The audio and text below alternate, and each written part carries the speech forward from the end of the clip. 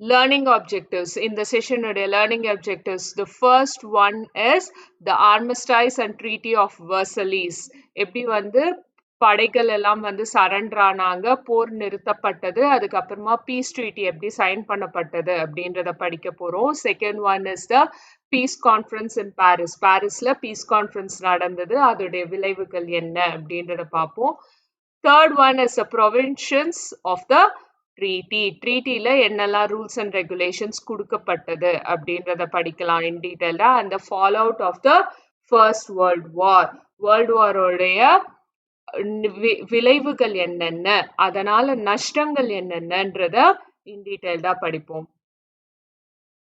Fifth one is the impact on India. இந்த வாரோட impact இந்தியாலையும் எப்படி வந்து தாக்குச்சுன்றத இன் டீட்டெயில்டா படிக்கலாம். The Armistice and Treaty of Versailles உடைய introduction பார்ட்ட பார்ப்போம். Germany ultimately surrendered in November 1918. Germany சரணடைறது யார்கிட்ட, allies கிட்ட சரண்டர் ஆகுது in November 1918. வேற வழியும் இல்லை ஜெர்மனிக்கு, ஏன்னா நிறைய இடங்கள்ல அடிப்படுது, டிஃபீட் பண்ணப்படுது. So it surrenders. The armistice took effect from 11th November 1918. Armistice-னா என்ன? தற்காலிக போர் நிறுத்தம். அது எப்பத்திலேருந்து ஸ்டார்ட் ஆகுது? ஜெர்மனி சரண்டர் ஆன டைம்லேருந்து. That is 11th November 1918. Germany was forced to accept harsh terms by the political situations at home with the abdication of the Kaiser Wilhelm II.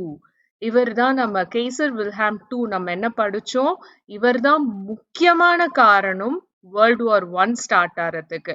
இவர் தான் ஜெர்மனியோடைய முரட்டுத்தன்மைக்கும் காரணமானவர். கரெக்டுங்களா? ரொம்ப ஜெர்மனி தான் வேர்ல்ட் லீடர் ஆகும் அப்படின்னு announce பண்ணவர். அவருமே சரண்டர் ஆகிறத விட அவரை பதவி நீக்கம் செய்யப்பட்டு துரத்தி அடிக்கப்படுறார். அப்டிகேஷன்னா பதவி நீக்கம் செய்யப்படுறதும் துரத்தி அடிக்கப்படுவதும் தான் அப்டிகேஷன். ஸோ ஜெர்மனி வந்து ஹார்ஷ் டேர்ம்ஸை வந்து அக்செப்ட் பண்ணிக்க வேண்டிய சிச்சுவேஷனுக்கு தள்ளப்படுறாங்க. அதுல கேசர் வில்ஹாம் II வந்து துரத்தி அடிக்கிறாங்க, பதவி நீக்கம் செய்றாங்க. Peace conference in Paris. பாரிஸ்ல நடந்த சமாதான மாநாடு. Peace conference opened in Paris in January 1919, 2 months after the signing of the armistice.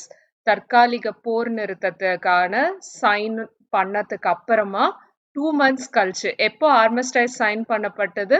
11th November 1918 இல்லைங்களா? பட் 2 months கழிச்சு இந்த பீஸ் கான்ஃபரன்ஸ் சமாதான மாநாடு ஓப்பன் ஆகுது. எங்க ஓப்பன் ஆகுது? இன் பாரிஸ். இதுதான் ஆஃப்டர் எல்லா நாடுகளுமே சைன் பண்ணதுக்கு அப்புறமா வேர்ல்டுக்கே ஒரு நியூஸ் பேப்பர் மூலமா அனௌன்ஸ் பண்ணப்பட்ட அஃபிஷியல் நியூஸ் பேப்பர் இதுதான். Woodrow Wilson, USA, Lloyd George, Prime Minister of England, and Clement Coe, Prime Minister of France, played a very important part in the deliberations. இந்த டிஸ்கஷன்ல, piece conference டிஸ்கஷன்ஸ்ல யாரு ரொம்ப important roles play பண்ணவங்க? யுஎஸ்ஏயோட president Woodrow Wilson, Lloyd George prime minister of England, and Clemenceau prime minister of France. இவங்க தான் very very important roles play பண்ணவங்க. And the other members of the peace conference, இவங்க தான் மற்ற members of the peace conference, மற்ற நாடுகளை சேர்ந்த members. Faced with the threat of a renewed war, German government was forced to agree to the terms. Germany டேர்ம்ஸ்க்கு agree பண்ணிக்கலன்னா மற்ற நாடுகள் எல்லாம் இன்னும் ஜெர்மன் மேல ஒரு வார் தொடுப்போம் அப்படின்னு ஒரு த்ரெட் போட்டதால German government was forced to agree to the terms. இந்த பீஸ் கான்ஃபரன்ஸ்ல ஜெர்மனிக்கு கொடுக்கப்பட்ட எல்லா டேர்ம்ஸுமே ஜெர்மன் கவர்மெண்ட் அக்ரி பண்ண வேண்டிய கட்டாயத்துக்கு தள்ளப்படுறாங்க. On 28 June 1919, the peace treaty was signed in the Hall of Mirrors at Versailles. எப்போ ஜான்வரியில ஸ்டார்ட் ஆன பீஸ் கான்ஃபரன்ஸ் எப்ப கடைசியா சைன் பண்ணப்படுது? 28 ஜூன் 1919ல சைன் பண்ணப்படுது. எந்த இடத்துல சைன் பண்ணப்படுது அப்படின்னா hall of mirrors at Versailles. Provisions of the treaty. இந்த உடன்படிக்கையில இருந்த விதிமுறைகள் என்ன, விதிகள் என்ன அப்படின்றத பார்ப்போம். Germany was found guilty of starting the war. Germany தான் வந்து இந்த வாரை ஸ்டார்ட் பண்ணியிருக்கு அப்படின்றது குற்றம் சாட்டப்பட்டு நிரூபிக்கப்படுது. And therefore was to pay reparations for the losses suffered. All central powers were directed to pay war indemnity. ஜெர்மனியும் மற்ற எல்லா சென்ட்ரல் பவர்ஸும் சேர்ந்து இந்த வாருக்கான இழப்பீடுகளை மற்ற நாடுகளுக்கு இவங்க தான் கொடுக்கணும் அப்படின்றது சொல்லப்படுது, ஒரு விதியா கொடுக்கப்படுது. German army was to be limited to only 1 lakh men. A small navy was allowed. German army எவ்வளோ கம்மியா சுருக்கப்பட்டிருக்குன்னு பாருங்க. வெறும் 1,00,000 சோல்ஜர்ஸ் தான் இருக்கக்கூடும் அப்படின்னு சொல்றாங்க. அதுக்கப்புறமா வெரி ஸ்மால் நேவி தான் வந்து அலோவ் பண்றாங்க ஜெர்மனிக்கு. ஏன்னா திருப்பியும் ஜெர்மனி போர் புரியக்கூடாதுன்ற காரணத்துக்காக. The union of Austria and Germany was forbidden. Austria and Germany வந்து இனிமே ஃபியூச்சர்ல சேரவே கூடாது, அவங்க சேர்ந்து பணியாற்றவே கூடாது அப்படின்றது சொல்லப்படுது. அது கட்டாயமும் படுத்தப்படுது. இவங்க 2 பேரும் சேர்வது தவிர்க்கவும் படுது. All German colonies became mandated territories under the League of Nations. இந்த லீக் ஆஃப் நேஷன் என்ன அப்படின்றத நம்ம இன் டீட்டெயில் வந்து நெக்ஸ்ட் செஷன்ஸ்ல தான் பார்ப்போம். பட் இப்போ பிரீஃபா சொல்றேன். இப்போ நமக்கு தெரியும் இல்லையா, யூஎன் அப்படின்னு நம்ம படிக்கிறோம், கேள்விப்படுறோம் இல்லைங்களா, யுனைடெட் நேஷன்ஸ் ஆஃப் ஆர்கனைசேஷன். அந்த மாதிரி ஃபர்ஸ்ட் வேர்ல்ட் வார் முடிஞ்ச உடனே ஆரம்பிக்கப்பட்ட ஒரு ஆர்கனைசேஷன் தான் லீக் ஆஃப் நேஷன்ஸ். இந்த லீக் ஆஃப் நேஷன்ஸ்க்கு கீழே தான் எல்லா ஜெர்மன் காலனிஸும், ஆப்பிரிக்கால இருந்த எல்லா ஜெர்மன் காலனிஸும் வந்துருது. இது வேற யாருக்கும் சொந்தம் கிடையாது அப்படின்னு சொல்லப்படுது. Germany was forced to revoke the Treaty of Brest-Litovsk with Russia and Bucharest with Bulgaria. எந்த உடன்படிக்கைகள் எல்லாம் திரும்ப பெறப்படுது அப்படின்னு பார்த்தீங்கன்னா, பிரெஸ்ட் லிட்வோஸ்க் அப்படின்ற ஒரு உடன்படிக்கை ட்ரீட்டி வித் ரஷ்யாவோட ஜெர்மனி சைன் பண்ணுது. அந்த உடன்படிக்கை வந்து திரும்ப பெறப்படுது. அதே மாதிரி பல்கேரியாவோட புகாரெஸ்ட் ட்ரீட்டியையும் திரும்ப பெறப்படுது. இத வந்து ஃபோர்ஸ் பண்றாங்க ஜெர்மனி மேல. Hallows Lorraine was return to France. Hallows Lorraine territory வந்து பிரான்ஸ்கே திருப்பி கொடுக்கப்படுது. The former Russian territories of Finland, Estonia, Latvia and Lithuania were to be independent. Russian territories, former Russian territories of Finland, Estonia, Latvia and Lithuania வந்து இண்டிபெண்டா செயல்படலாம் அப்படின்னு அறிவிக்கப்படுது. அவங்க யார் கீழேயும் இல்ல, சுதந்திரமான நாடுகள் இது அப்படின்னு சொல்லப்படுது.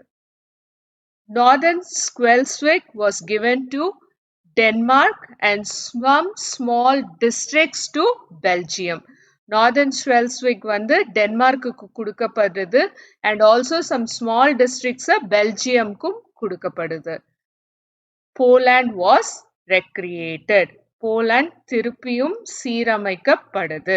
போலாந்து வந்து புதிதாக ரெக்ரியேட் பண்ணப்படுது, சீரமைக்கப்படுது. Rhineland was to be occupied by the Allies. Allies தான் ரைன்லாண்டை ஆக்குபை பண்றாங்க அப்படின்ற ஒரு முடிவுக்கு வராங்க. Plus, area on the east bank of Rhineland was to be demilitarized. அதாவது அங்க படையெல்லாம் எதுவுமே இல்லாம நீக்கப்படுது. எங்க? ஈஸ்ட் பேங்க் ஆஃப் ரைன்லாண்ட்ல. எங்க நீக்கப்படுது? East bank of ரைன்லாண்ட்ல.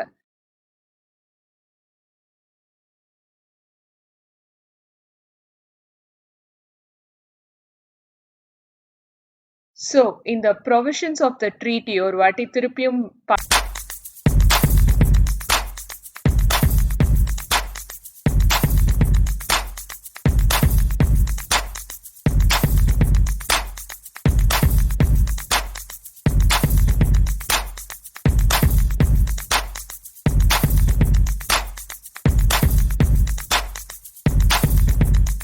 பார்த்துருவோம் என்னெல்லாம் இருந்தது, என்னெல்லாம் விதிமுறைகள் அப்படின்னு. ஜெர்மனி நாடு தான் இந்த வாரை துவங்குச்சு அப்படின்னு குற்றம் சாட்டப்பட்டு நிரூபிக்கப்படுது. அதனால ஜெர்மனியும் மற்ற மைய பவர்ஸும் சென்ட்ரல் பவர்ஸும் இழப்பீடுகள் எல்லாம் நஷ்ட இழப்பீடுகள் எல்லாம் கொடுக்கணும் அப்படின்றத சொல்லிடுறாங்க. அதுக்கப்புறமா ஜெர்மன் ஆர்மி வந்து 1 lakh மென்னுக்காக குறைக்கப்படுது. அதே மாதிரி வெரி ஸ்மால் நேவி தான் அலோவ் பண்றாங்க. இதோட இல்லாம union of Austria and Hungary தவிர்க்கப்படுது, சேரக்கூடாது அப்படின்ற விதிமுறையும் சொல்லப்படுது. அதுக்கப்புறமா ஆல் ஜெர்மன் காலனிஸ், ஜெர்மனோடைய காலனிஸ் எல்லாமே வந்து லீக் ஆஃப் நேஷன்ஸ் கடியில போயிடுது. மற்ற நாடுகளுக்கு போலனாலும் it goes under league of nations. Germany was forced to revoke the Treaty of Brest-Litovsk with Russia and Bucharest with Bulgaria. அதுக்கப்புறமா Alsace-Lorraine was returned to France. Then the former Russian territories of Finland, Estonia, Latvia and Lithuania were to be very independent. Then Northern Schleswig was given to Denmark and some small districts to Belgium. அப்புறம் Poland was ரெக்ரியேட்டட், Poland சீரமைக்கப்படுது. அது மட்டும் இல்லாம ரைன்லாண்ட் வந்து ஆலைஸால occupy பண்ணப்படணும் அப்படின்ற முடிவுக்கு வராங்க. Rhineland was to be occupied by the Allies. அது மட்டும் இல்லாம ஈஸ்ட் பேங்க் ஆஃப் ரைன் வந்து இஸ் டு பி டீமிலிட்டரைஸ்ட், அதாவது படைகள் எல்லாம் எதுவுமே இல்லாம அந்த ஈஸ்ட் பேங்கை வந்து உருவாக்கணும் அப்படின்ற விதிமுறையும் இந்த provisions of the treatyல கொடுக்கப்படுது.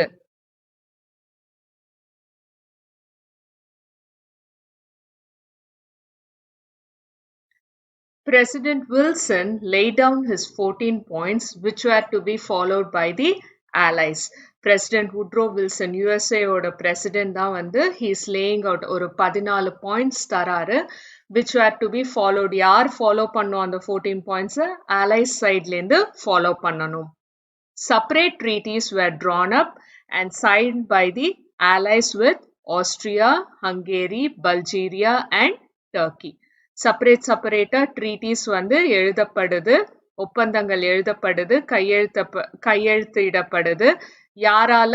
பை அலைஸால. யார் கூட? With Austria, Hungary, Bulgaria and Turkey கூட.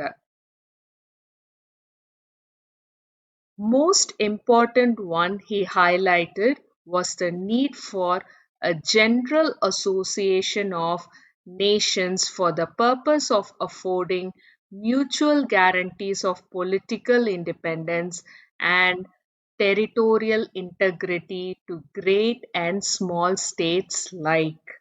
அதாவது என்ன சொல்றாரு அப்படின்னா, பெரிய வல்லரசு நாடுகளா இருந்தாலும், கிரேட் நேஷன்ஸா இருந்தாலும், சின்ன நாடுகளா இருந்தாலும், இவங்க 2 பேருக்குமே இந்த ரூல்ஸ் கண்டிஷன்ஸ் ஒன்னாதான் அப்ளை ஆகணும்.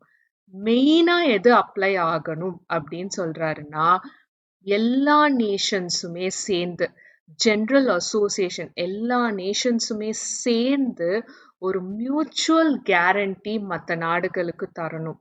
என்ன கேரண்டி? எதற்கான கேரண்டி அப்படின்னு பார்த்தீங்கன்னா, for political independence and territorial integrity. இன்னொரு நாடு மற்ற நாடுகளுடைய டெரிட்டரியை போய் ஆக்கிரமம் செய்யறதுக்கான பயமோ இல்லைன்னா அவங்களுடைய பாலிட்டிக்ஸை வந்து இல்லை பொலிட்டிக்கல் கண்டிஷன்ஸை வந்து இன்வேட் பண்றதுக்கான பயமோ பர்பஸோ இல்லாம கேரண்டி கொடுக்கணும், நாங்க அந்த மாதிரி செய்ய மாட்டோம் அப்படின்றது எல்லா நாடுகளுமே அந்த கேரண்டியை தரணும். பாகுபாடு இன்றி, பெரிய நாடுகளுக்கா இருக்கட்டும் சிறிய நாடுகளுக்கா இருக்கட்டும், எல்லாருமே சரிசமமா இருக்கணும் அப்படின்றதுதான் மெயினா இந்த ட்ரீட்டில சொல்லப்படுது. இது சொல்றது யாரு அப்படின்னா president Wilson. The treaty with Turkey, அதாவது டர்க்கியோட ஒரு ஒப்பந்தம் செய்யப்படுது. அதுக்கு பேரு ட்ரீட்டி ஆஃப் செவர்ஸ். இது வந்து இந்த ட்ரீட்டி ஆஃப் செவர்ஸ் தோ அக்செப்டட் பை சுல்தான் அந்த டர்க்கில இருக்கிற சுல்தான் வந்து இந்த ட்ரீட்டி அக்செப்ட் பண்ணிக்கிறாரு, இந்த ஒப்பந்தத்தை ஏத்துக்கிறாரு. ஆனாலும் இந்த ட்ரீட்டி ஃபெயிலியர்ல முடியுது. ஏன் அப்படின்னா டர்க்கிக்குள்ளேயே வந்து இந்த சுல்தானுக்கு அகெயின்ஸ்டா ஒரு ரெவல்யூஷன் இருந்திருக்கு. அத வந்து அந்த ரெசிஸ்டன்ஸை காட்டினவர் வந்து முஸ்தபா கெமல் பேஷா அப்படின்றவர். இந்த முஸ்தபா கெமல் பாஷா தான் வந்து ஃபுல் ரெசிஸ்டன்ஸை காட்டி அந்த சுல்தான் அக்செப்ட் பண்ண ட்ரீட்டியை ஃபெயிலியர் ஆக்க வைக்கிறாரு. இவரும் இவருடைய ஃபாலோவர்ஸும் சேர்ந்து. Fallout of the First World War. World War I உடைய விளைவுகள் என்ன அப்படின்றத பார்ப்போம். First World War left a deep impact on European society and polity. European society மேலேயும் அதோடைய பாலிடிக்ஸ் மேலேயும் ரொம்ப ஆழ்ந்த ஒரு தாக்கத்தை வேர்ல்ட் வார் I உருவாக்கி இருக்கு. அப்படி என்ன ஒரு தாக்கம்? Through conscription and through air raids, the war had involved and affected far more of the population. Conscriptionனா ஒரு நாடை இன்னொரு நாடு கட்டாயப்படுத்துறது.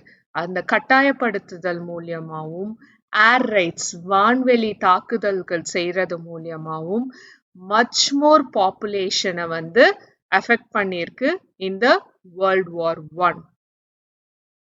8 million had died in 4 years. வெறும் 4 வருஷத்துல 8 million people வந்து இறந்து போறாங்க. While more than twice as many were wounded. 8 millionக்கும் மேல 2 மடங்கு அதிகமா சோல்ஜர்ஸ் வந்து இன்ஜர் ஆயிருக்காங்க, wound ஆயிருக்காங்க, காயப்பட்டிருக்காங்க. And many crippled for life. நிறைய பேரு லைஃப் லாங்குக்கு ஒரு காலையோ கண்ணையோ and many crippled for life. நிறைய பேரு தங்களுடைய கையையோ காலையோ கண்ணையோ காதையோ ஏதோ ஒன்று life லாங்குக்கு இழந்திருக்காங்க. Millions more had succumbed to the worldwide influenza of 1918. 1918ல ஒரு ஃப்ளூ வந்து பரவி இருக்கு. அந்த ஃப்ளூவால நிறைய மில்லியன்ஸ் பீப்புள் வந்து இறந்தும் போயிருக்காங்க. வெறும் வாரால மட்டும் இல்ல, இன்ஃப்ளூயன்ஸான்ற ஒரு ஃப்ளூவாலையும் கூட. The outcome in all countries was imbalance between the sexes. A shortage of men, soldiers came to be placed above civilians. எப்பவுமே ஒரு நாட்டுல வந்து சோல்ஜர்ஸ் தான் வந்து சிவிலியன்ஸை ப்ரொடெக்ட் பண்ணுவாங்க. ஸோ எல்லா நாடுகள்லயுமே வந்து சிவிலியன்ஸ் தான் ஃபர்ஸ்ட், அதுக்கப்புறமா தான் சோல்ஜர்ஸ் வருவாங்க. ஆனா வேர்ல்ட் வார் I முடிஞ்சதுக்கு அப்புறமா என்ன ஆகுதுன்னா எல்லா கண்ட்ரீஸ்லயுமே ஒரு இம்பேலன்ஸ் உருவாகுது. எப்பேற்பட்ட இம்பேலன்ஸ்னா மென் கம்மியாகவும் விமென் அதிகமாகவும் இருக்காங்க. ஏன் அப்படி? மென் அந்த காலத்துல சோல்ஜர்ஸா இருந்து போரிட்டதால நிறைய பேர் இறந்து போறாங்க. அதனால ஒரு இம்பேலன்ஸ், ஒரு பேலன்ஸ் இல்லாத ஒரு தன்மை வந்து உருவாகுது. இந்த ஷார்டேஜ் ஆஃப் மென் உருவானதால சிவிலியன் ஃபர்ஸ்ட் டைம் சிவிலியன்ஸை விட அதிகமா சோல்ஜர்ஸ் பாதுகாக்கப்படுறாங்க. War and its aftermath turned out to be a stirring period of history. ஹிஸ்டரியிலேயே, வேர்ல்டு ஹிஸ்டரியிலேயே இது வந்து ஒரு மறக்க முடியாத ஒரு கசப்பு சம்பவமாவே இருந்திருது இந்த ஹிஸ்டரியில. எது? First world war and its aftermath. Most striking of all was the rise and consolidation of the Soviet Union. In the whole of World Warல ரொம்ப ஸ்ட்ரைக்கிங்கா, ரொம்ப நல்ல விஷயம் அப்படின்னு ஒன்று பட்டதே வந்து was the rise and consolidation of the Soviet Union. ரஷ்யாவுடைய rice தான். The US, Soviet யூனியனை the USSRனும் சொல்லலாம், or the Union of Socialists ன்னு சொல்லலாம் or Soviet Republics அப்படின்னும் சொல்லலாம். இவங்களுடைய ரைஸ் அண்ட் இவங்களுடைய ஒருங்கிணைப்பு தான் the most striking feature of this World War I. America entered the war as a debtor country but emerged as the moneylender to the world in the aftermath of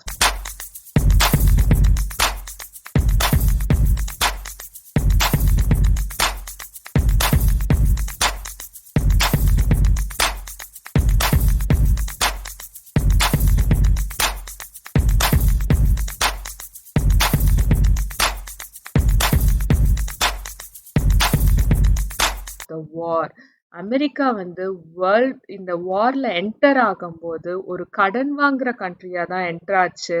ஆனா war முடியும் போது it becomes the money lender, பணம் கொடுக்கிற கண்ட்ரியா மாறுது. Whole வேர்ல்டுக்குமே America தான் பணம் கொடுக்கிற கண்ட்ரியா மாறுது.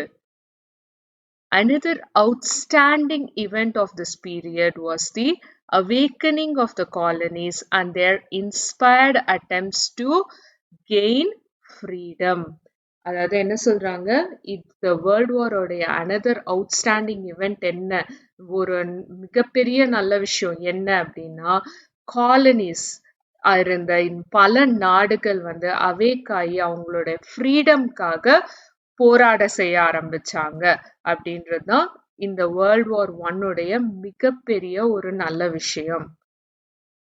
Mustafa Kemal Pasha played a remarkable role for Turkey's rebirth as a nation. Kemal Pasha modernized Turkey and changed it out of all recognition. டர்க்கியில் ரஷ்யாவில் பார்த்தோம், அதுக்கப்புறமா நிறைய காலனிஸ் பற்றி பார்த்தோம். டர்க்கியும் வந்து நிறைய மாறுதல்களை சந்திக்குது. அதில் முஸ்தபா கமல் பாஷா தான் வந்து ஒரு remarkable role, important role play பண்ணுறாரு.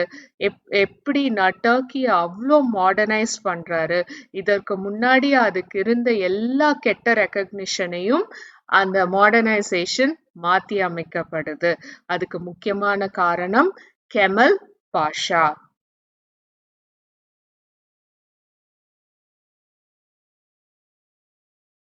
So, what are all the fallouts of the First World War?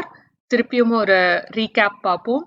First World War left a deep impact on European society and polity through conscription and through conscription and through air raids. The war had involved and affected far more of the population. நிறைய civilian பாப்புலேஷனை first world war impact பண்ணியிருக்கு. அதுலேயும் European society and பாலிட்டிக்ஸை பயங்கரமாக impact பண்ணியிருக்கு. கிட்டத்தட்ட 8 million people இறந்து போயிருக்காங்க in just 4 years, while more than twice as many were wounded. நிறைய பேர் wound-ஆயிருக்காங்க, hurt-ஆயிருக்காங்க. நிறைய பேர் தங்களுடைய உறுப்புகளை ஃபார் லைஃப் இழந்திருக்காங்க. அது மட்டும் இல்லாமல் இந்த வேர்ல்ட் வார் ஒன் மட்டும் இல்லாம ஒரு இன்ஃப்ளூயன்ஸான்ற ஒரு ஃப்ளூ ஸ்ப்ரெட் ஆனதுல வேற பல்லாயிரக்கணக்கான மக்கள் உயிரிழந்திருக்காங்க இன் 1918. The outcome in all the countries was imbalance between the sexes. இதோட அவுட்கம் மெயினா என்ன அப்படின்னா, there was a shortage of men. அதனால soldiers were placed above the civilians. அப்புறம் war and its aftermath turned out to be the stirring period of history. இதுல முக்கியமான ஒரு striking event என்ன அப்படின்னா, the rise of Russia, USSR and அவங்களுடைய ஒருங்கிணைப்பு, consolidation. America entered the war as a debtor. அதாவது world வார்ல வந்து அமெரிக்கா என்டர் ஆகும்போது அதன் கடன் வாங்குற நாடா இருந்தது. பட் அட்லாஸ்ட் வேர்ல்ட் வார் முடியும் போது மற்ற எல்லா நாடுகளுக்கும் பணம் கொடுக்கிற நாடாக அமெரிக்கா மாறுது, உருவெடுக்குது. அனதர் அவுட்ஸ்டாண்டிங் இவெண்ட் என்ன அப்படின்னா, நிறைய காலனிஸ் தங்களை தாங்களே இண்டிபெண்ட் ஆக்கிக்கணும், தங்களுக்கு ஃப்ரீடம் வாங்கிக்கணும் அப்படின்னு அரைஸ் ஆகி போராடுறாங்க. டர்க்கில ஒரு ரிமார்க்கபிள் சேஞ்ச் வந்து யார் பண்றாங்க அப்படின்னு பார்த்தா முஸ்தபா கெமல் பேஷா நடத்துறாரு. அவரால தான் டர்க்கி அதோடைய பழைய ரெக்கக்னிஷன் எல்லாம் இழந்து ஒரு புது நேஷனா உருவெடுக்குது.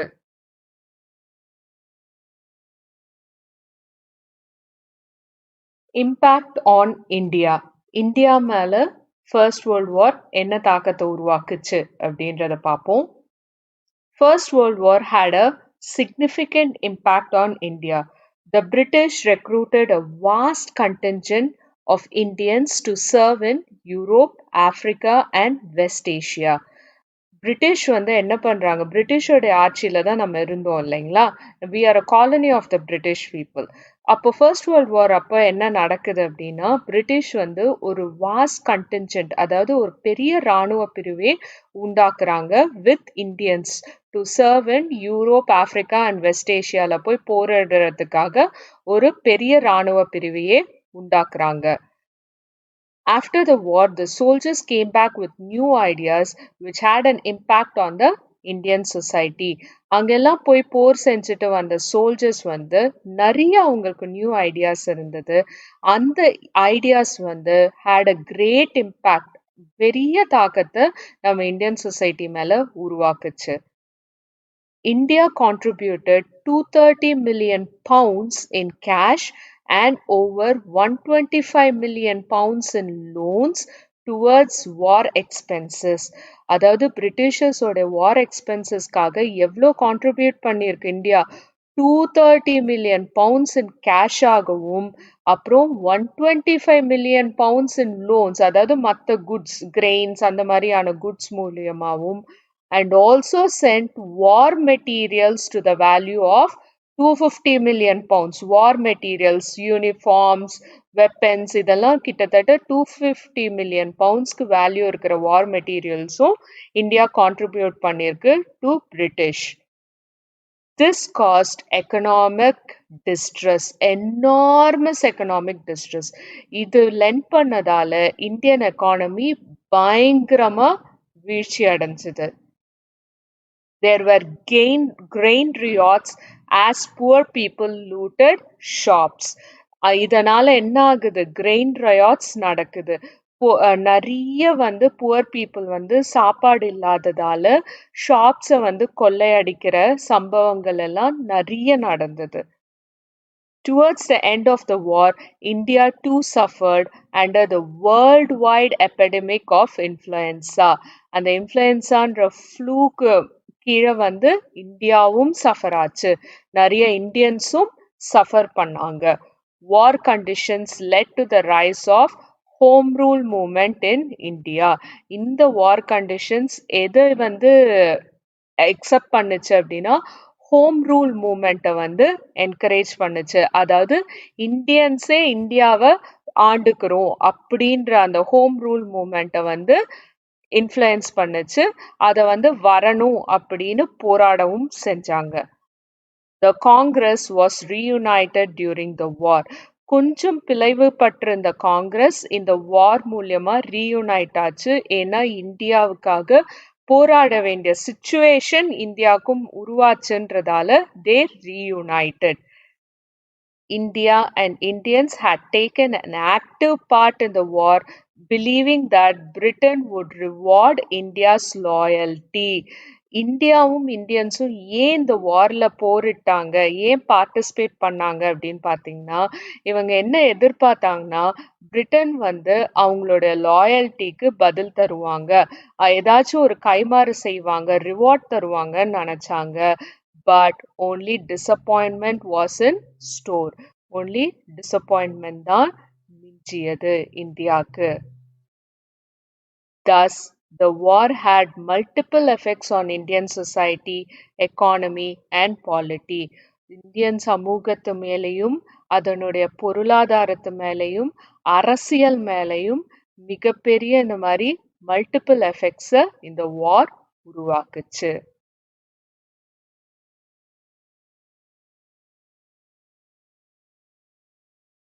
Recap.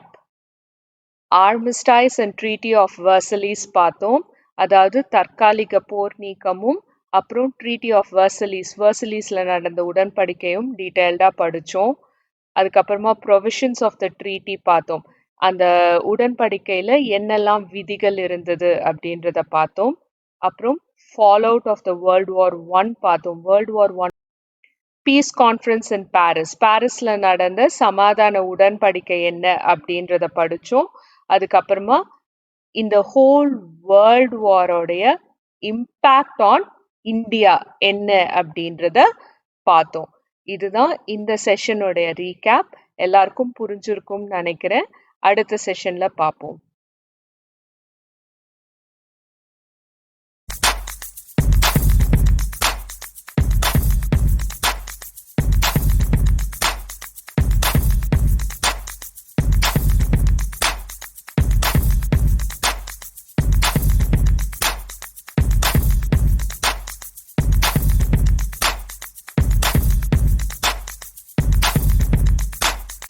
வாவ்! எல்லாம் நல்லா இருக்குங்க. ஆனா எப்படிங்க வாங்குறது நான் இத? அப்படின்னு கேட்குறீங்களா? ரொம்ப ஈஸிங்க. www.edu.kaikoru.com இல்ல வெப் சர்ச்ல போயிட்டு கைகோர் எஜுகேஷன் அப்படின்னாலும் எங்க வெப்சைட் வந்துரும். அதுல ஈஸியா நீங்க பே பண்ணி வாங்கிக்கலாம். அது மட்டும் இல்லைங்க, அமேசான்லயும் இருக்கும். அமேசான் லிங்க் நாங்க இந்த வீடியோ டிஸ்கிரிப்ஷன்ல போடுறோம். அமேசான்ல போயிட்டு சமச்சீர் கல்வி கைகோர் எஜுகேஷன்னு டைப் பண்ணாலும் எங்களோட ப்ராடக்ட் வந்துரும். லோயஸ்ட் ப்ரைஸ்ல ரொம்ப ஈஸியா கத்துக்க கைகோர் எஜுகேஷன்.